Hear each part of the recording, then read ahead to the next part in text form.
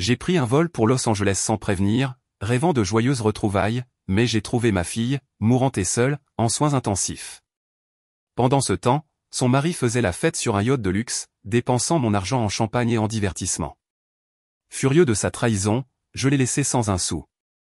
1 heure plus tard, il a perdu la tête, et ce n'était que le début. Avant de continuer, veuillez vous abonner à la chaîne et écrire dans les commentaires quelle heure il est chez vous. J'ai sorti mon téléphone alors que l'avion commençait sa descente vers LAX, mes doigts tremblant légèrement en tapant « Atterrissage dans 20 minutes ». Ce sera la plus belle surprise de sa vie. Le bouton d'envoi ressemblait à une promesse que j'étais sur le point de tenir. 3 ans, trop long. La photographie dans mon portefeuille était devenue douce sur les bords à force d'être manipulée. Mathilde riant dans sa cuisine. De la farine saupoudrant ses cheveux foncés. Emma, à qui il manquait une dent de devant, souriant à côté d'elle.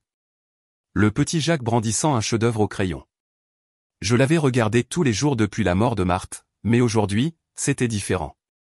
Aujourd'hui, je faisais enfin quelque chose pour cette douleur dans ma poitrine. Mesdames et messieurs, nous entamons notre approche finale de l'aéroport international de Los Angeles.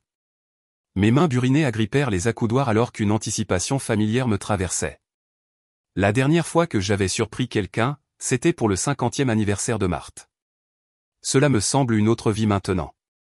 5 années de deuil m'avaient transformé en un étranger, même pour ma propre fille. Mais la voix de Mathilde lors de notre dernier appel il y a 3 mois résonnait encore, « Je suis juste fatigué, papa. » Vraiment fatigué. Quelque chose dans son ton était resté en moi, rongeant les bords de ma conscience. Le carrousel à bagages ronronnait régulièrement pendant que j'attendais, observant d'autres familles se retrouver autour de moi. Une jeune mère serrait un tout petit dans ses bras. Un couple âgé embrassait leur fils. Bientôt, ce serait moi et Mathilde, sauf qu'elle ne savait pas que j'arrivais. Studio City, s'il vous plaît, je me suis installé dans l'Uber, montrant au chauffeur l'adresse sur mon téléphone. Je vais voir ma fille. Elle ne sait pas que je viens. Les visites surprises sont les meilleures, a-t-il répondu dans un anglais accentué, s'engageant dans le trafic de LAX. Ma famille au Guatemala, ils adorent quand j'arrive à l'improviste. L'autoroute s'étendait à l'infini devant nous, les palmiers se balançant dans la brise de l'après-midi d'avril. Los Angeles ressemblait exactement à ce dont je me souvenais de ma dernière visite. Étendu, ensoleillé, rien à voir avec la petite ville du Texas où j'avais élevé Mathilde. Elle avait toujours été attirée par les grandes choses, les lumières plus vives. Marthe disait que notre fille tenait son esprit aventureux de moi, à l'époque où je croyais encore à la prise de risque. J'ai essayé d'appeler Mathilde 2 fois pendant le trajet, mon doigt planant au-dessus de son contact, puis raccrochant avant que ça ne sonne. Non, mieux valait la surprendre en personne. Le regard sur son visage vaudrait bien les 4 heures de vol et mon mal de dos. C'est ici ? Le chauffeur s'arrêta devant une maison soignée avec des volets blancs et un petit jardin à l'avant. Parfait. Je lui ai tendu de l'argent, j'ai pris mon sac de nuit et je me suis tenu sur le trottoir tandis qu'il s'éloignait. Le soleil de l'après-midi me chauffait les épaules alors que je marchais vers la porte d'entrée, répétant ce que j'allais dire. Peut-être que je commencerai par une blague sur son vieux père qui a enfin compris comment utiliser les sites de réservation de billets d'avion. Ou peut-être que j'ouvrirai simplement les bras et attendrai qu'elle s'y jette comme elle le faisait quand elle avait 8 ans. J'ai fouillé dans mon sac et j'ai sorti le petit cadeau que j'avais apporté, une boîte à bijoux en bois sculpté à la main que j'avais fabriquée dans mon atelier de garage, quelque chose pour garder la bague de sa grand-mère en sécurité jusqu'à ce qu'Emma soit assez âgée. Marthe aurait aimé l'avoir transmise. La sonnette attendait sous mon doigt, et pendant un instant, je suis resté là, savourant l'anticipation. 3 ans d'appels téléphoniques et de messages textes étaient sur le point de devenir de vrais câlins, des repas partagés et des histoires racontées face à face. J'ai appuyé sur le bouton et j'ai entendu le carillon familier résonner à l'intérieur. Puis le silence. J'ai appuyé à nouveau sur la sonnette, en la tenant plus longtemps cette fois. Le carillon a retenti dans ce qui semblait être une maison vide, suivi du même silence creux. Mathilde, c'est papa, ai-je appelé, frappant sur l'encadrement de la porte. Peut-être qu'ils étaient dans le jardin ou à l'étage avec de la musique. Les enfants pouvaient être bruyants. Peut-être qu'ils n'avaient tout simplement pas entendu. Le silence s'est prolongé. J'ai reculé et j'ai regardé la maison correctement pour la première fois. Le rosier près de la fenêtre d'entrée avait bruni sur les bords. Des pétales éparpillés sur le chemin comme des confettis jetés. Quand Mathilde avait-elle cessé de s'occuper de son jardin? Elle m'envoyait des photos de ses roses chaque printemps. Faisant le tour de la porte latérale, j'ai regardé à travers les lattes dans le jardin. Des meubles de patio vides étaient recouverts d'une fine couche de poussière, et le petit potager dont elle était si fière avait fané en tiges brunes. Un tricycle d'enfant gisait sur le côté près de la porte arrière, une roue tournant encore paresseusement dans la brise. Étrange, ai-je murmuré, retournant sur le porche. La boîte aux lettres débordait d'enveloppes et de colis, certains se répandant sur le sol. J'ai ramassé quelques morceaux. Des factures d'électricité d'il y a 3 semaines, des circulaires publicitaires, un colis adressé à un certain Gauthier qui semblait être resté au soleil californien pendant des jours. Le dernier cachet de la poste que j'ai pu voir datait d'il y a 10 jours. Mon cœur a commencé à battre plus vite. Cet instinct familier d'ingénieur se manifestait. Lorsque les systèmes tombent en panne, il y a toujours une explication logique. Je devais juste recueillir plus de données. J'ai mis mes mains en coupe contre la fenêtre du salon, pressant mon visage contre la vitre. Sombre à l'intérieur, rideau tiré, pas de mouvement, pas de télévision scintillante, pas de bruit de vie de famille. La maison semblait abandonnée, bien que je puisse distinguer des formes familières, le chevalet de Mathilde dans le coin, les petites voitures de Jacques éparpillées sur la table basse. Excusez-moi, vous cherchez la famille Dubois. Je me suis retourné pour voir une femme âgée avec un chapeau de soleil, approchant de la maison voisine, des sécateurs de jardin dans ses mains gantées. Oui, je suis Henri Mercier, le père de Mathilde. Vous les avez vus récemment? Elle fit une pause, essuyant son front avec le dos de son poignet. Maintenant que j'y pense, non. C'est terriblement calme là-bas. D'habitude, j'entends les enfants jouer le matin, mais... Elle s'interrompit, étudiant mon visage. Est-ce que tout va bien? Je suis sûr que oui. Mais ma voix semblait peu convaincante même pour moi. Ils sont probablement partis en vacances, peut-être en famille. Elle n'avait pas l'air convaincue non plus. Eh bien, j'espère qu'ils vont bien. Une famille si douce. Tandis qu'elle retournait à son jardinage, je me suis assis lourdement sur le pas de porte de Mathilde, la boîte à bijoux en bois toujours serrée dans mes mains. Les pièces ne s'emboîtaient pas. Mathilde aurait mentionné des vacances lors de notre dernier appel. Gauthier était obsédé par les réseaux sociaux. Il aurait posté des photos de l'endroit où ils étaient allés. J'ai sorti mon téléphone et j'ai fait défiler la page Facebook de Mathilde. La dernière publication datait d'il y a 6 semaines. Une photo du projet artistique scolaire d'Emma. Avant cela, silence radio pendant près de 2 mois. Ma fille, qui documentait chaque dîner de famille et chaque aventure du week-end, était devenue complètement silencieuse. Les ombres de l'après-midi s'allongeaient alors que j'étais assis là, fixant la maison silencieuse. Une joggeuse passa en courant, écouteurs aux oreilles, complètement absorbée dans son propre monde. Quelque part dans la rue, une tondeuse à gazon démarra, le son normal et rassurant et entièrement en contradiction avec la peur grandissante dans ma poitrine. J'ai vérifié sous le paillasson, puis j'ai tâtonné le long du bord du pot de fleurs près de la porte. Pas de clé cachée. La poignée de la porte d'entrée tourna inutilement dans ma main, verrouillée, bien sûr. D'accord, Henri, dis-je à voix haute, essayant de calmer mes nerfs. Ne panique pas. Il y a une explication logique. Mais alors que j'étais assis sur ce perron, entouré de signes d'abandon et de négligence, je ne pouvais pas me débarrasser du sentiment que ma visite surprise avait révélé quelque chose de bien pire qu'une maison vide. Il était temps d'appeler Mathilde. Mon pouce plana sur le contact de Mathilde un instant avant que je ne l'appuie, écoutant la tonalité avec une anxiété croissante. Une sonnerie, 2, 3, directement vers la messagerie vocale. Bonjour, vous êtes chez Mathilde. Laissez un message et je vous rappellerai dès que possible. Sa voix enregistrée et joyeuse me serra la poitrine. J'ai raccroché et j'ai immédiatement rappelé. Même résultat. Messagerie vocale après 4 sonneries. Soit son téléphone était éteint, soit elle ne répondait délibérément pas. La 3e fois, je l'ai laissé sonner plus longtemps, déterminé à laisser un message si rien d'autre. Allô. La voix qui a répondu n'était pas celle de Mathilde. Masculine, professionnelle, prudente. Mathilde, c'est papa. Je suis à Los Angeles. Je voulais te surprendre, mais il n'y a personne à la maison. Et monsieur, ici le docteur Duval de l'hôpital Sainte-Marie. Êtes-vous un membre de la famille de Mathilde Dubois? Le monde a basculé. J'ai serré le téléphone plus fort, mon autre main pressant contre la rampe du Porsche pour me soutenir. Quoi?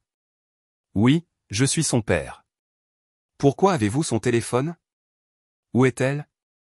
Un silence qui a duré une éternité. Monsieur Mercier, je suis au regret de vous informer que votre fille est actuellement dans notre unité de soins intensifs. Elle reçoit un traitement pour un cancer avancé et son état est critique. Les mots m'ont frappé comme des coups physiques. Cancer. Critique. Ma vision s'est brouillée sur les bords. C'est impossible. Ma voix est sortie étranglée. Je lui ai parlé il y a 3 mois. Elle allait bien. Elle était juste fatiguée de courir après les enfants. Monsieur, je comprends que ce soit une nouvelle choquante. Le cancer de stade 4 peut progresser rapidement et les patients ne partagent souvent pas leur diagnostic avec les membres de leur famille immédiatement. Elle est sous nos soins depuis plusieurs semaines maintenant. Plusieurs semaines. Le jardin négligé, la boîte aux lettres débordante, la maison silencieuse. Tout s'est mis en place avec une horrible clarté. Où est Gauthier? Son mari. Où sont mes petits-enfants? Encore une pause. Je ne peux pas commenter d'autres affaires familiales, monsieur Mercier. La confidentialité du patient m'empêche de partager des détails, mais je vous recommande fortement de venir à l'hôpital immédiatement. Votre fille vous a demandé. Mes mains tremblaient si violemment que je pouvais à peine tenir le téléphone. Quelle est l'adresse? J'arrive tout de suite. Hôpital Sainte-Marie, 8700 boulevard Haussmann. Demandez l'unité de soins intensifs d'oncologie à votre arrivée. Docteur Duval. La ligne est morte. J'ai regardé le téléphone dans mes mains tremblantes. Le soleil de l'après-midi était soudain trop lumineux, trop chaud, trop normal pour un monde où ma fille était mourante et je ne le savais pas. Il y a 3 mois, elle avait dit qu'elle était fatiguée. Fatiguée. Et j'avais été tellement absorbé par mon propre chagrin, mon propre isolement, que j'avais manqué tous les signes avant-coureurs. La boîte à bijoux en bois est tombée de mes genoux, claquant sur les marches du Porsche. La bague de Marthe était censée être transmise à Emma un jour, mais s'il n'y avait pas de lendemain? Et si j'étais trop tard? Je me suis levé trop vite, la tête qui tournait, et j'ai trébuché vers la rue avec une précision mécanique. Un taxi? J'avais besoin d'un taxi. L'adresse de l'hôpital me brûlait l'esprit. 8700 boulevard Haussmann, unité de soins intensifs d'oncologie. Alors que je hélais un taxi jaune, une pensée me traversa sans cesse mon choc. Comment étais-je devenu le genre de père qui apprend que sa fille est mourante par un étranger au téléphone? La porte du taxi claqua avec une finalité qui sembla sceller ma vieille vie. J'ai tendu au chauffeur le papier froissé avec l'adresse de l'hôpital, mes mains tremblant encore de choc. Hôpital Sainte-Marie, s'il vous plaît. Le plus vite possible. La circulation est dense à cette heure, monsieur. Mais je ferai de mon mieux. Ses yeux rencontrèrent les miens dans le rétroviseur, notant ma détresse. Urgence. Ma fille. Les mots restèrent coincés dans ma gorge. Elle est mourante. Le siège en cuir sous moi semblait étranger. Trop lisse, trop normal pour quelqu'un dont le monde venait de s'effondrer. À travers la fenêtre, le trafic de Los Angeles se mouvait dans sa danse chaotique habituelle. Des gens rentrant du travail, faisant leurs courses, vivant des vies ordinaires, tandis que la mienne sombrait dans un cauchemar. Cancer, stade 4, critique. J'ai ressorti cette photo usée, étudiant le visage rieur de Mathilde. Comment avais-je pu rater les signes? Ce dernier appel téléphonique se rejouait en boucle. Juste fatigué, papa. Vraiment fatigué. La façon dont elle l'avait dit, comme si elle portait un poids invisible. Je l'avais attribué à la maternité, au stress du travail, à l'épuisement normal d'élever 2 enfants. Quel genre de père étais-je? Le taxi fit un à-coup dans la circulation par choc contre par choc, et les souvenirs affluèrent. Mathilde faisant ses premiers pas chancelant vers moi à travers le sol de notre ancienne cuisine, les bras tendus, une confiance absolue dans ses yeux. Lui apprendre à faire du vélo dans le parc derrière notre maison, courant à ses côtés jusqu'à ce que je réalise qu'elle pédalait seule depuis 50 mètres. Sa remise de diplôme du lycée, ce sourire fier alors qu'elle acceptait son diplôme, la menant à l'hôtel il y a 2 ans. Gauthier avait promis de l'aimer et de la protéger. Je prendrai soin de votre fille, monsieur, avait-il dit, me serrant la main avec cette poignée confiante. Où était-il maintenant? Pourquoi ne m'avait-il pas appelé quand elle était tombée malade? J'ai composé le numéro de Gauthier pour la 4e fois, directement sur la messagerie vocale encore une fois. Gauthier, c'est Henri. Je suis à Los Angeles. Mathilde est à l'hôpital et tu dois m'appeler immédiatement. Le message semblait inadéquat, trop poli pour la rage qui montait dans ma poitrine. Ma fille se battait pour sa vie et son mari était introuvable. Plus vite, s'il vous plaît, ai-je dit au chauffeur. Elle n'a que 38 ans, elle a 2 jeunes enfants.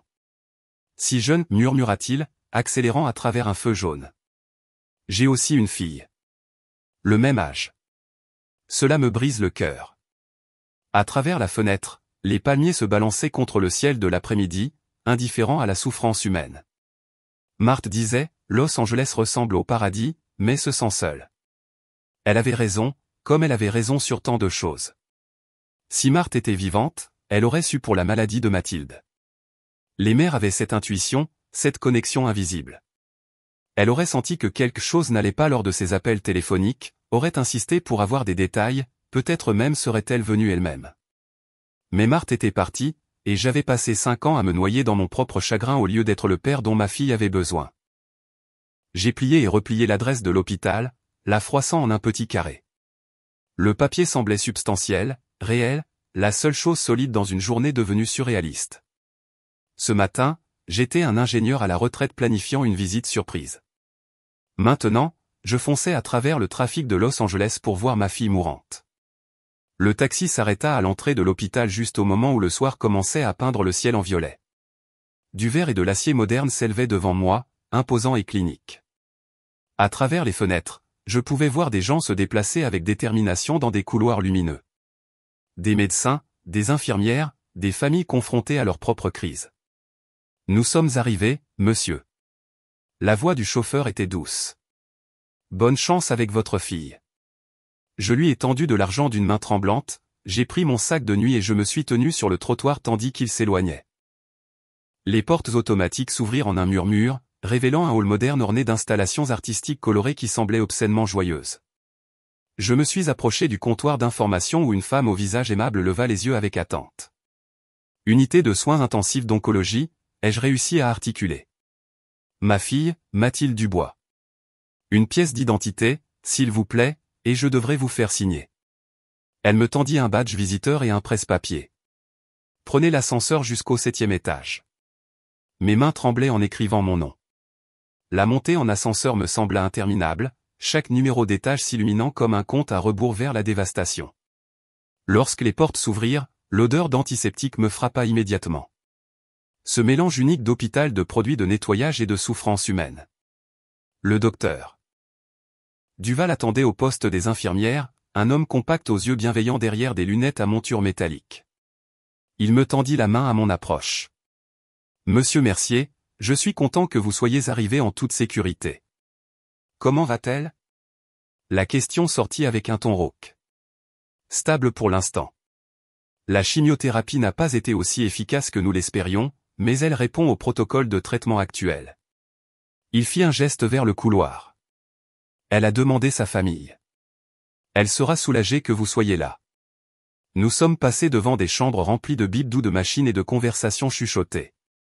À travers une porte, j'ai aperçu un homme âgé tenant la main de sa femme. À travers une autre, une jeune mère lisant à un enfant à la tête chauve.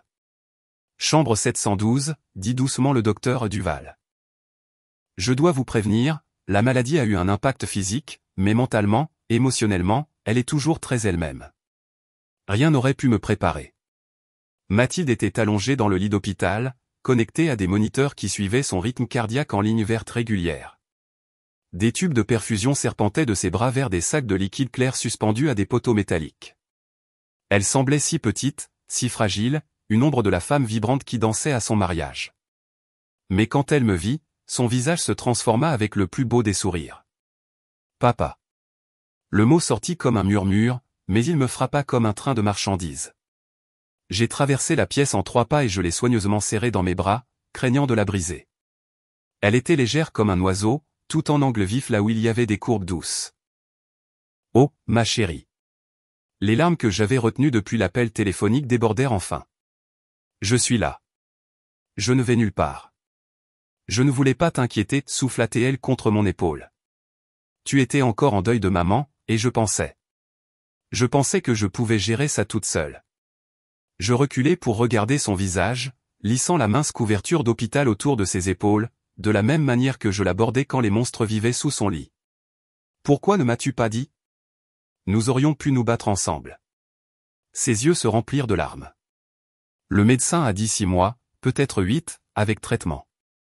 Je n'arrêtais pas de penser que j'irais mieux, que je t'appellerais quand je serais en rémission, quand j'aurais de bonnes nouvelles à partager. 8 mois, peut-être moins maintenant.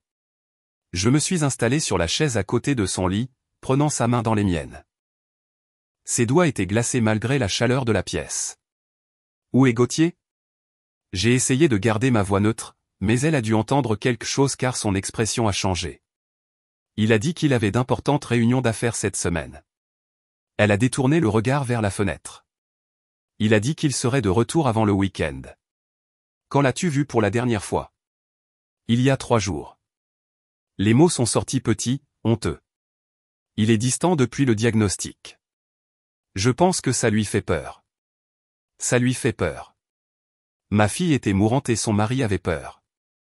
Est-ce qu'il a pris soin de toi? Aide-t-il avec les enfants? Ma voisine Emma les garde pendant la journée. Gauthier s'occupe des choses pratiques. Mais la façon dont elle l'a dit, comme si elle essayait de se convaincre elle-même, m'a dit tout ce que je devais savoir. J'ai passé l'heure suivante à être juste présent, tenant sa main pendant qu'elle s'assoupissait et se réveillait. Chaque fois qu'elle se réveillait, ses yeux trouvaient les miens immédiatement, comme pour s'assurer que j'étais toujours réel. Alors que le soir s'assombrissait dehors par la fenêtre, elle est finalement tombée dans un sommeil plus profond, sa respiration régulière et paisible. J'ai doucement relâché sa main et je me suis dirigé vers la fenêtre, regardant les lumières de la ville, commençant à scintiller comme des étoiles tombées. Il était temps d'essayer Gauthier à nouveau. J'ai sorti mon téléphone, le contact de Gauthier brillait sur l'écran. Cette fois, je le ferai répondre, je le ferai expliquer où il était pendant que sa femme se battait pour sa vie. Premier appel, une sonnerie, puis la messagerie vocale. Il filtrait définitivement. J'ai tapé un message texte. Ta femme est en soins intensifs. Appelle immédiatement. 5 minutes se sont écoulées. Rien. La deuxième tentative depuis mon téléphone a donné le même résultat. Mais ensuite, j'ai remarqué le téléphone de Mathilde sur la table de chevet, branché au chargeur mural. Peut-être si l'appel venait de son numéro. J'ai jeté un coup d'œil à sa forme endormie, puis j'ai soigneusement pris son téléphone. Le contact de Gauthier est apparu dans ses appels récents, mais le dernier appel entrant datait d'il y a 2 jours. 2 jours qu'il n'avait pas pris la peine de prendre des nouvelles de sa femme mourante. 3e tentative d'appel avec le téléphone de Mathilde. Directement sur la messagerie vocale encore une fois. Frustré, j'ai failli poser le téléphone lorsque l'écran s'est allumé avec une notification. Instagram. L'application était toujours ouverte, connectée en tant que Mathilde. En haut du fil d'actualité, l'histoire de Gauthier est apparue avec un cercle rouge indiquant un nouveau contenu. J'ai appuyé dessus sans réfléchir. La première image m'a glacé le sang. Un pont de yacht de luxe brillant sous le soleil de l'après-midi. Des verres à champagne attrapant le soleil. La main manucurée de quelqu'un tenant la flûte dans un geste de toast. L'horodatage indiquait 2 heures plus tôt. J'ai glissé vers l'histoire suivante. Le visage de Gauthier remplissait l'écran, souriant largement, les bras autour de 2 autres hommes que je ne reconnaissais pas. Tous 3 portaient des lunettes de soleil coûteuses et semblaient sortis d'une publicité de magazine. Derrière eux, l'océan Pacifique s'étendait à l'infini. La légende disait « Je vis ma meilleure vie avec les gars ».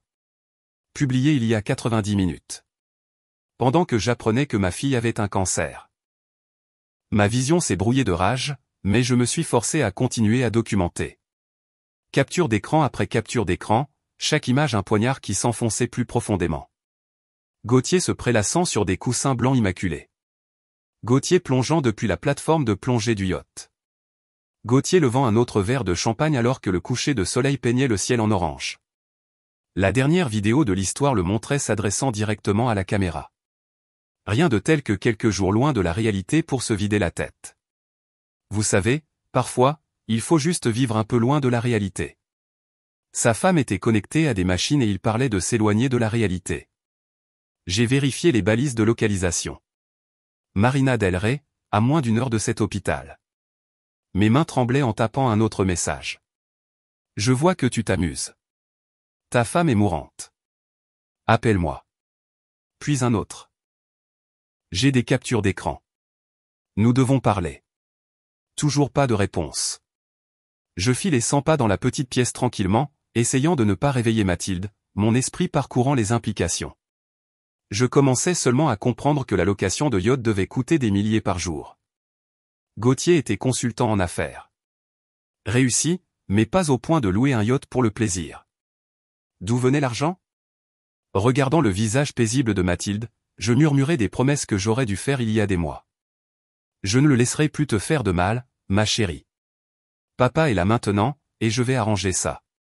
Le moniteur à côté de son lit bipait régulièrement, chaque ton marquant un battement de cœur. Un autre moment de vie que Gauthier gaspillait en faisant la fête avec des amis. Depuis combien de temps cela durait-il? Depuis combien de temps souffrait-elle seule pendant qu'il jouait à être célibataire? Je suis retourné au téléphone, faisant des captures d'écran de tout méthodiquement. La partie ingénierie de mon cerveau a pris le dessus. Documenter les preuves, construire le dossier, trouver les points de levier. Gauthier pensait qu'il pouvait abandonner ma fille dans son heure la plus sombre, mais il avait fait une erreur cruciale. Il avait oublié que Mathilde avait un père qui brûlerait le monde pour la protéger. Mon téléphone a vibré avec un appel entrant. Le nom de Gauthier est apparu sur l'écran. J'ai regardé Mathilde une dernière fois, son visage mince enfin détendu dans le sommeil, puis je suis sorti tranquillement dans le couloir. Il était temps d'avoir une conversation. Je suis rentré discrètement dans la chambre de Mathilde où elle dormait paisiblement, sa respiration régulière sur fond de bip des moniteurs. Je reviens tout de suite, ma chérie, murmurai-je en lui brossant un baiser sur le front. Je vais juste chercher un café. L'ascenseur me transporta au rez-de-chaussée, passant devant des panneaux indiquant les différents services. La cafétéria occupait un coin du rez-de-chaussée, presque vide maintenant, à l'exception de quelques membres du personnel médical dispersés, prenant des repas tardifs entre les quarts de travail. J'ai acheté un café dont je ne voulais pas et j'ai trouvé une table tranquille dans le coin le plus éloigné, sortant mon téléphone pour regarder à nouveau cette photo de yacht. L'image brûlait plus fort chaque fois que je la regardais. Le sourire insouciant de Gauthier, le pont immaculé, les coupes de champagne captant la lumière du soleil de l'après-midi. Comment un consultant en affaires peut-il se permettre une location de yacht à 15 000 €? La question a déclenché un souvenir qui m'a glacé le sang. Il y a un an, Gauthier m'avait approché au sujet d'urgence familiale, de factures médicales, avait-il prétendu. Emma avait besoin de soins dentaires. La maison nécessitait des réparations. Pourrais-je les aider temporairement en lui donnant accès à mon compte de secours? Juste le temps que les choses se stabilisent, avait-il promis. Mathilde n'a pas besoin du stress des soucis financiers en plus de tout le reste. J'avais été impressionné par sa considération pour le bien-être de ma fille. Quel mari attentionné, avais-je pensé, protégeant sa femme des soucis d'argent. Mes mains tremblèrent alors que j'ouvrais mon application bancaire, naviguant vers le compte partagé que j'avais configuré pour l'accès d'urgence de Gauthier. L'historique des transactions se chargea lentement, chaque entrée apparaissant comme une preuve dans un procès pour meurtre. Marina Del Rey, location de yacht, 15 000 €, affiché hier. Restaurant Nobu Malibu 850 € il y a 3 jours. Service Mercedes Beverly Hills 2400 € la semaine dernière. Shopping Rodeo Drive 3200 € il y a 10 jours. La liste s'allongeait indéfiniment. Un mois de dépenses de luxe tandis que ma fille dépérissait dans un lit d'hôpital. Chaque euro qu'il avait dépensé en champagne et en soirée sur yacht provenait de mon compte. Chaque achat de créateur, chaque dîner coûteux, chaque moment de sa liberté avait été financé par le père de la femme qui l'avait abandonné. J'ai fait une capture d'écran de chaque transaction. Mon esprit d'ingénieur construisant méthodiquement un dossier. Les dates racontaient l'histoire. Au fur et à mesure que l'état de Mathilde s'aggravait, les dépenses de Gauthier augmentaient. Pendant qu'elle recevait ses premières séances de chimiothérapie, il faisait du shopping sur Rodeo Drive. Pendant qu'elle perdait ses cheveux à cause du traitement, il dînait dans des restaurants 5 étoiles. Le fils parasite d'un. Je me suis arrêté avant que la colère ne consume complètement ma pensée. La rage était utile, mais un calcul froid servirait mieux Mathilde. J'ai sorti un petit carnet et j'ai commencé à noter les informations clés, les numéros de compte, les identifiants de transactions, une approche systématique pour couper la ligne de vie financière de Gauthier. Il avait commis une erreur cruciale. Il avait utilisé mon argent pour financer sa trahison. Il était temps de lui montrer ce qui se passe quand on croise un ingénieur texan qui a passé 40 ans à résoudre des problèmes complexes. La cafétéria de l'hôpital bourdonnait doucement autour de moi. Distributeurs automatiques, annonces sonores lointaines, le doux murmure du personnel médical épuisé, mais je n'étais plus vraiment là. Mon esprit était en mode stratégique complet, identifiant les vulnérabilités et planifiant les contre-mesures. Gauthier pensait qu'il pouvait faire la fête pendant la maladie terminale de sa femme à mes frais. Il allait apprendre que chaque action a des conséquences, et que certaines conséquences arrivent avec une précision mathématique. J'ai terminé mon café froid et je me suis levé, rangeant le carnet avec les informations bancaires. Première étape, amputation financière immédiate, couper complètement son accès avant qu'il ne puisse dépenser un autre centime de mon argent. La deuxième étape serait plus personnelle. J'ai trouvé une alcôve tranquille près de la chapelle de l'hôpital, m'installant sur une chaise en bois avec mon téléphone et mon carnet étalé devant moi. L'ironie ne m'a pas échappé. Planifier une guerre financière à quelques pas d'un lieu de sanctuaire que je n'avais aucune intention de chercher. La ligne d'urgence de la banque a répondu au troisième coup de fil. Service d'urgence Première Nationale, ici Amandine. Comment puis-je vous aider ce soir? Ici Henri Mercier, titulaire du compte. Je dois révoquer l'accès autorisé à mes comptes immédiatement. J'ai gardé ma voix calme et professionnelle. Je devrais d'abord vérifier votre identité, monsieur Mercier. Pouvez-vous fournir votre numéro de sécurité sociale et le nom de jeune fille de votre mère? J'ai énuméré les informations en vérifiant mes notes. 45 ans de service bancaire avec la même institution signifiait qu'il connaissait ma voix, mais le protocole était le protocole. Merci. Je vois que Gauthier Dubois a eu un accès autorisé à votre compte d'épargne de secours depuis avril 2022. Demandez-vous une révocation complète de ses privilèges? Suppression immédiate et permanente. Transférez tous les fonds restants sur mon compte principal sécurisé. Je dois vous informer que cette action est irréversible et peut affecter tout paiement automatisé ou service lié à ce compte. Êtes-vous certain de vouloir continuer? Annulez tout ce qui est associé à son accès. Chaque paiement automatique, chaque service lié, chaque prélèvement récurrent. Chaque mot est sorti net. Final. Un instant, s'il vous plaît, pendant que je traite ces modifications. La musique d'attente a joué pendant que je regardais un agent de sécurité passer, hochant la tête respectueusement. La routine normale du soir à l'hôpital continuait pendant que je démantelais systématiquement la fondation financière de Gauthier. Monsieur Mercier, j'ai révoqué l'accès de Monsieur Dubois au compte d'épargne et initié le transfert des fonds restants. Cela représente 127 000 € transférés sur votre compte principal. Je vois également 3 cartes de crédit avec le statut d'utilisateur autorisé à son nom. Dois-je les annuler aussi? 127 000 €. Gauthier avait vécu à mes dépens pendant 2 ans pendant que ma fille souffrait en silence. Annulez toutes les cartes. Supprimez-le en tant qu'utilisateur autorisé sur tous les comptes. Supprimez ses coordonnées des notifications d'urgence. Traitement en cours. D'accord, c'est terminé. Monsieur Dubois recevra un avis indiquant que ces cartes ont été désactivées et que toute tentative de transaction sera refusée. Puis-je faire autre chose pour vous ce soir? Mettez en place des alertes de fraude si quelqu'un tente d'accéder à ces comptes en utilisant ces informations. Déjà en place, monsieur. Vous recevrez des emails de confirmation dans les prochaines minutes. J'ai raccroché et j'ai immédiatement ouvert mon application bancaire pour vérifier les changements. Accès au compte révoqué. Carte de crédit annulée. Paiements automatiques terminés. La piste numérique montrait que la bouée de sauvetage financière de Gauthier avait été coupée avec une précision chirurgicale. Mon téléphone a vibré avec le premier email de confirmation, puis un autre. Chaque notification ressemblait à une justice rendue sous forme électronique. Voyons combien de temps dure la fête sur le yacht quand ces cartes de crédit commencent à être refusées. J'ai refermé le carnet avec un claquement satisfaisant et j'ai rangé mon téléphone.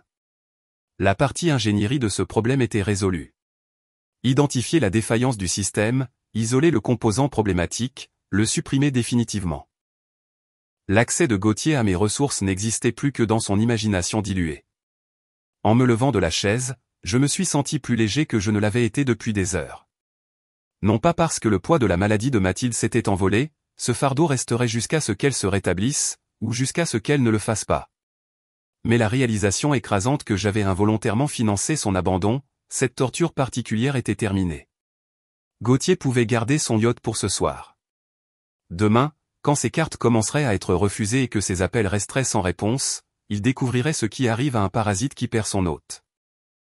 Je suis retourné vers l'ascenseur, passant devant la porte de la chapelle qui restait légèrement entr'ouverte, devant le poste des infirmières où les changements de quart de soirée avaient lieu, les rythmes normaux de l'hôpital continuaient, tandis qu'une petite pièce de justice avait été tranquillement administrée. Mathilde était éveillée à mon retour, fixant le plafond avec cette expression lointaine que j'avais trop souvent vue aujourd'hui. La pièce brillait doucement grâce à l'équipement de surveillance, créant un espace intime séparé du monde hospitalier rude au-delà de sa porte. « Salut, ma chérie. Comment te sens-tu » J'ai posé mon café intact et j'ai rapproché la chaise de son lit. « Mieux maintenant que tu es là. » Elle s'est tournée vers moi et j'ai pu voir que quelque chose avait changé pendant mon absence. « Papa, je dois te dire quelque chose à propos de Gauthier. » J'ai pris sa main, notant à quel point ses doigts étaient froids malgré la chaleur de la pièce. « Prends ton temps, ma chérie. Je suis là pour écouter. » Il a changé après la naissance de Jacques. Il a commencé à dire que je ne contribuais pas assez financièrement. Les mots sont sortis lentement, comme si elles testaient chacun d'eux pour leur sécurité. Le travail de designer freelance est devenu plus difficile quand Jacques avait des coliques et Gauthier a dit que j'étais un fardeau. Ma main libre s'est serrée en un point sous la couverture de l'hôpital, mais j'ai gardé ma voix douce. Un fardeau ? Tu élèves 2 enfants. Il a dit que les factures médicales ruinaient ses projets d'avenir, qu'il avait épousé une partenaire, pas une patiente. Elle a détourné le regard, la honte colorant ses joues. Quand le diagnostic de cancer est arrivé, il s'est juste fermé, a commencé à rester dehors plus tard, inventant des excuses pour des réunions de travail. Quel genre d'homme abandonne sa femme malade ? Je ne pouvais pas garder toute la colère hors de ma voix. Je n'arrêtais pas de penser que si je guérissais rapidement, si je ne me plaignais pas du traitement, peut-être qu'il reviendrait vers nous. Qu'il serait le père qu'Emma et Jacques méritent. Les larmes ont commencé à couler sur ses joues. Mais il ne reviendra pas, n'est-ce pas, papa ? J'ai lissé ses cheveux en arrière de son front de la même manière que je le faisais quand elle avait 7 ans et qu'elle avait peur des orages. Ma chérie, tu es parfaite exactement comme tu es. Tout homme qui ne peut pas voir cela ne te mérite pas. Je me sens si stupide de l'avoir défendu auprès de toi toutes ces années, d'avoir inventé des excuses pour expliquer pourquoi il ne te rappelait jamais, pourquoi il était toujours trop occupé pour les visites familiales. Elle m'a serré la main avec le peu de force qu'elle avait. Tu avais raison à son sujet depuis le début, n'est-ce pas ?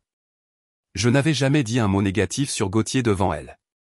Mais les pères voient des choses que les femmes choisissent de ne pas remarquer. J'avais tort sur une chose. Je pensais qu'il t'aimait au moins, même si je ne l'aimais pas. Je n'ai jamais imaginé qu'il te laisserait combattre ça seul. Le pire, c'est de dire à Emma pourquoi papa n'est plus là. Elle n'arrête pas de demander quand il rentrera à la maison. La voix de Mathilde s'est brisée complètement. Comment expliquer à une enfant de 6 ans que son père a choisi son confort au détriment de la vie de sa mère ? Une infirmière est entrée tranquillement pour vérifier les signes vitaux, nous accordant un moment de pause. Quand elle est partie, je me suis penché plus près de Mathilde. Tu n'as plus à t'inquiéter de tout ça. Concentre-toi sur ta guérison. Je m'occuperai de tout le reste. Papa, je ne peux pas te demander de. Tu ne demandes pas. Je te dis que ton seul travail est de guérir. Laisse Gauthier. Laisse les finances. Laisse tout le reste à moi. J'ai embrassé son front. Tu n'auras plus jamais à faire face à son égoïsme. L'épuisement la reprenait, la libération émotionnelle drainant le peu d'énergie qu'elle avait. Ses paupières sont devenues lourdes alors qu'elle luttait pour rester présente. Promets-moi quelque chose, murmura-t-elle. N'importe quoi. Ne laisse pas la colère envers Gauthier te consumer. J'ai besoin de mon père, pas d'un autre homme en colère dans ma vie. Je l'ai recouverte de la couverture alors que sa respiration s'approfondissait vers le sommeil. Je te le promets, ma chérie. Repose-toi maintenant. Mais en la regardant s'endormir, je savais que c'était une promesse que je ne pourrais peut-être pas tenir. L'homme qui avait juré d'aimer et de protéger ma fille avait volé son argent, l'avait abandonnée en pleine crise et avait brisé le cœur de nos petits-enfants. Certains actes exigent plus que le pardon. Ils exigent des conséquences. Mon téléphone a vibré avec un message d'un numéro inconnu. Le téléphone a vibré avec insistance dans ma main, le numéro inconnu brillant sur l'écran. Marina Del Rey, indicatif régional. J'ai jeté un coup d'œil à Mathilde, paisible dans son sommeil, puis je me suis levé tranquillement et je me suis dirigé vers la fenêtre. Allô? Ma voix était glaciale.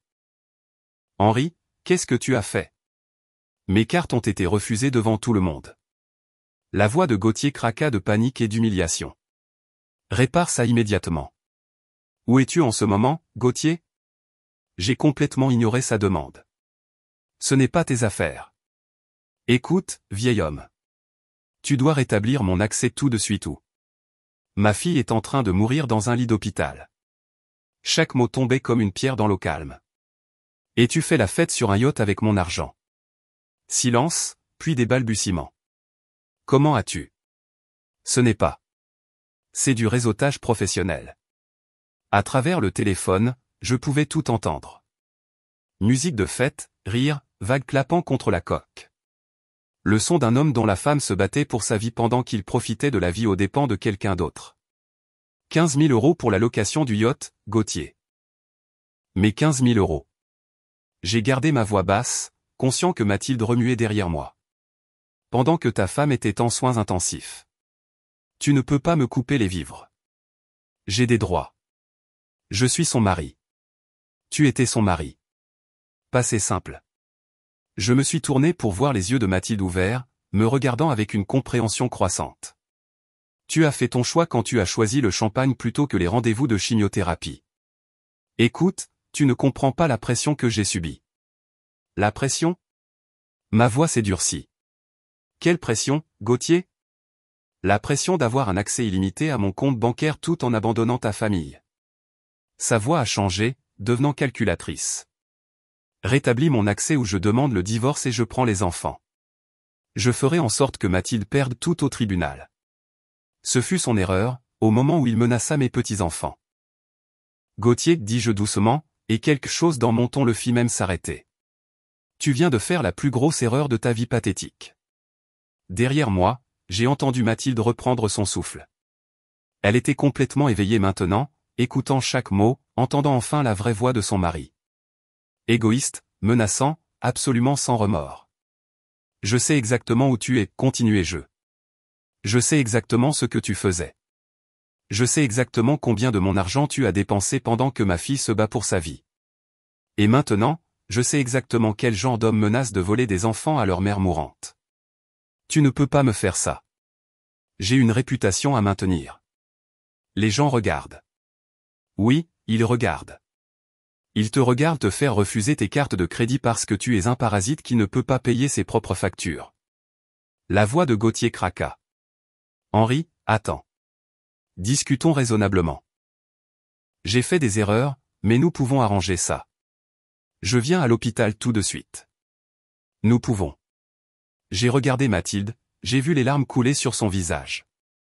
Pas des larmes de tristesse, mais des larmes de soulagement. Comprenant enfin qui elle avait épousé, voyant enfin son père la protéger comme un vrai homme protège sa famille. Non, Gauthier, dis-je doucement. Nous ne pouvons pas arranger ça. Le silence s'étendit entre nous, la respiration paniquée de Gauthier audible par la connexion. En arrière-plan, je pouvais entendre son monde s'effondrer, les moteurs du yacht s'arrêtant, des voix se disputant le paiement, l'ambiance de fête se dissolvant dans le chaos. Henri, tu es là. S'il te plaît, je peux tout expliquer. Je me suis détourné de la fenêtre et je me suis dirigé vers le lit de Mathilde, lui prenant la main tout en gardant le téléphone pressé contre mon oreille, ses doigts entrelacés avec les miens, serrant fort en signe de soutien. Gauthier, tu as choisi un yacht plutôt que ta femme mourante. Tu as choisi les fêtes plutôt que tes enfants. Tu as choisi mon argent plutôt que l'avenir de ta famille. Ma voix baissa à peine au-dessus d'un murmure, mais chaque mot coupait comme une lame. Tu as fait ton choix. Maintenant, vis avec les conséquences. Je peux changer. Je serai différent. Je rentrerai à la maison et je m'occuperai de tout le monde. Si jamais tu t'approches de ma fille ou de mes petits-enfants, je te détruirai complètement. La poigne de Mathilde se resserra, ses yeux grands ouverts alors qu'elle entendait enfin le père protecteur dont elle avait besoin depuis le début. Financièrement, légalement, socialement, je ferai en sorte que tout le monde sache exactement ce que tu es. Tu ne peux pas faire ça. J'ai des droits. Je suis son mari. Tu as abandonné ta femme malade pour des fêtes sur yacht. Tu as volé de l'argent à son père pour financer ton mode de vie égoïste. Tu as menacé de prendre les enfants à leur mère mourante. J'ai fait une pause, laissant chaque fait s'imprégner. Quel tribunal penses-tu qu'il te donnera raison? Sa voix s'est complètement brisée. Je n'ai nulle part où aller. Mes amis ne me regarderont même plus après l'affaire de la carte. La compagnie de yacht menace d'appeler la police. J'ai fait des erreurs. Mais tout le monde mérite une seconde chance. Tu as eu ta seconde chance chaque jour pendant les 6 derniers mois. Chaque jour, tu as choisi de ne pas être ici. Chaque jour, tu as choisi de ne pas lui tenir la main pendant le traitement. Chaque jour, tu as choisi les fêtes plutôt que la famille. Mathilde pleurait maintenant, mais c'était des larmes de libération. 20 ans d'excuses pour le comportement de Gauthier, et maintenant elle entendait son père dire la vérité. Elle avait eu trop peur de la prononcer. S'il te plaît, Henri, je t'en supplie. Donne-moi juste assez pour rentrer à la maison, et nous pourrons. Non. Le mot resta en l'air comme un jugement final. Tu as fini, Gauthier. Fini avec mon argent. Fini avec ma famille. Fini de faire du mal aux gens que j'aime. Mais je n'ai nulle part où. J'ai raccroché et j'ai immédiatement bloqué son numéro. L'action aussi finale que de claquer une porte.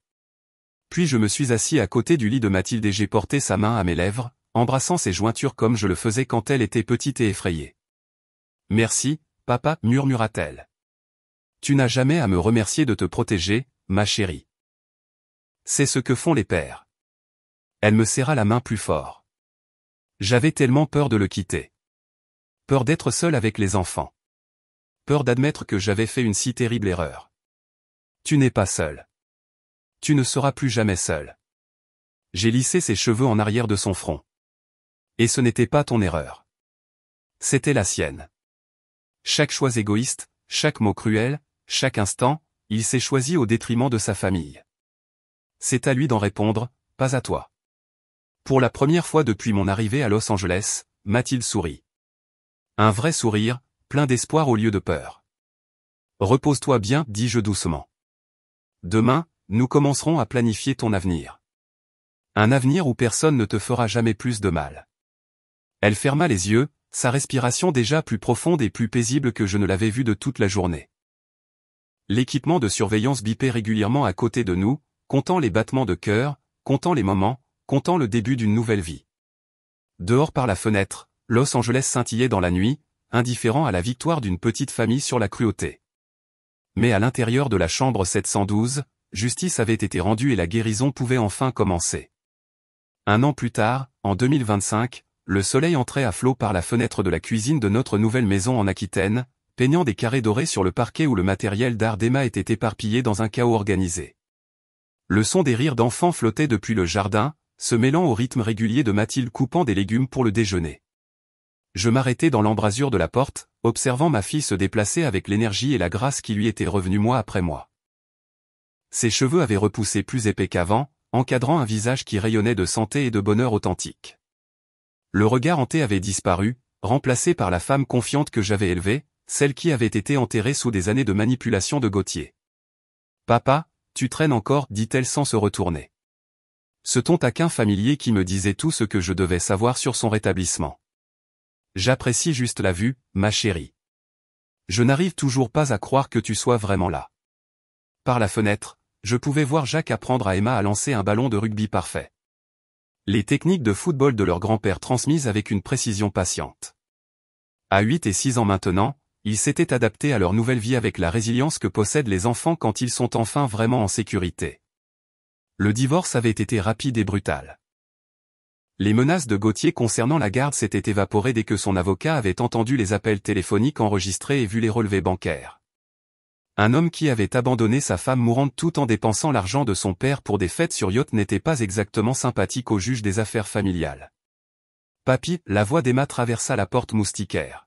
« Viens montrer à Jacques comment mieux attraper. » « Dans une minute, ma chérie », criai-je en retour, puis je me tournai vers Mathilde. « Comment te sens-tu aujourd'hui ? Vraiment ? » Elle posa son couteau et me fit face entièrement, et je vis dans ses yeux ce que les tests du docteur Duval avaient confirmé 3 mois plus tôt, rémission complète. Je me sens moi-même à nouveau, peut-être mieux que moi-même, plus forte. La minuterie de la cuisine sonna, et elle sortit une plaque de pain de maïs du four, la recette de Marthe, celle que je lui avais apprise il y a des années. Certaines traditions valaient la peine d'être préservées. Tu te souviens de ce que tu me disais quand j'étais petite et que j'avais peur des orages, demanda-t-elle, posant la plaque chaude sur une grille de refroidissement. Que les orages passent, mais que les familles durent éternellement. Tu avais raison. Elle me serra fort dans ses bras comme elle le faisait avant le mariage et la maladie. Et la peur avait créé une distance entre nous, à propos des orages, de la famille, de Gauthier. Je n'avais jamais dit je te l'avais dit à propos de son ex-mari, et je ne le ferai jamais. Mathilde avait assez souffert sans ajouter la honte à ses fardeaux. L'ordonnance d'éloignement parlait plus fort que tous les mots que j'aurais pu offrir de toute façon. Papa, Emma a marqué un essai. Jacques déboula par la porte moustiquaire, des taches d'herbe sur les genoux et une joie pure sur le visage. Derrière lui, Emma exécuta une danse de victoire élaborée qui aurait fait rire sa grand-mère. La célébration de l'essai appelle à plus de pain de maïs, annonça Mathilde, coupant de généreux carrés qui fumaient dans la lumière de l'après-midi. Plus tard, alors que le soir peignait le ciel d'Aquitaine de nuances d'orange et de rose, nous quatre nous sommes assis sur la balançoire du porche qui avait été la caractéristique préférée de Marthe de notre ancienne maison, récupérée et reconstruite ici où elle appartenait.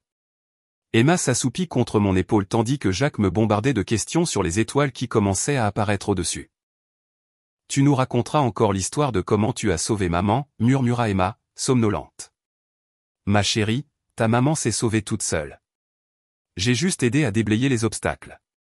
Comme le méchant homme qui est parti.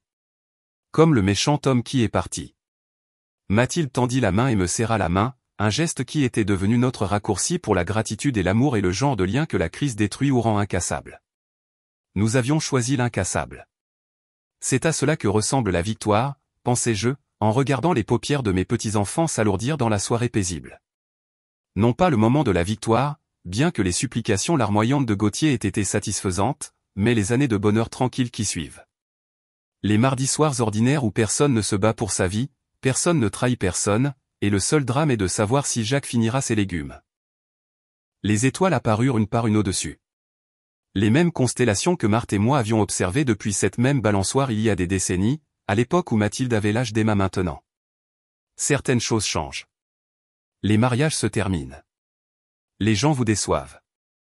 La maladie met à l'épreuve toutes les hypothèses sur l'équité. Mais certaines choses perdurent, l'amour entre un père et une fille, la résilience des enfants, la satisfaction de protéger ce qui compte le plus. Demain, Mathilde travaillerait sur son dernier projet de design pendant que les enfants iraient à leur nouvelle école. Je m'occuperai du jardin que Marthe avait toujours voulu et peut-être commencerai-je ce projet de menuiserie pour la maison de poupée d'Emma. La vie normale, le genre de vie pour lequel il vaut la peine de se battre. Ce soir, cependant, nous étions assis ensemble sous le vaste ciel d'Aquitaine. 3 générations liées par l'amour et éprouvées par le feu, enfin en sécurité dans la paix que nous avions méritée. Si vous aimez cette histoire, n'hésitez pas à liker cette vidéo, à vous abonner à la chaîne et à partager vos impressions sur cette histoire dans les commentaires. Pour écouter la prochaine histoire, cliquez sur la vignette à gauche. Merci d'avoir regardé.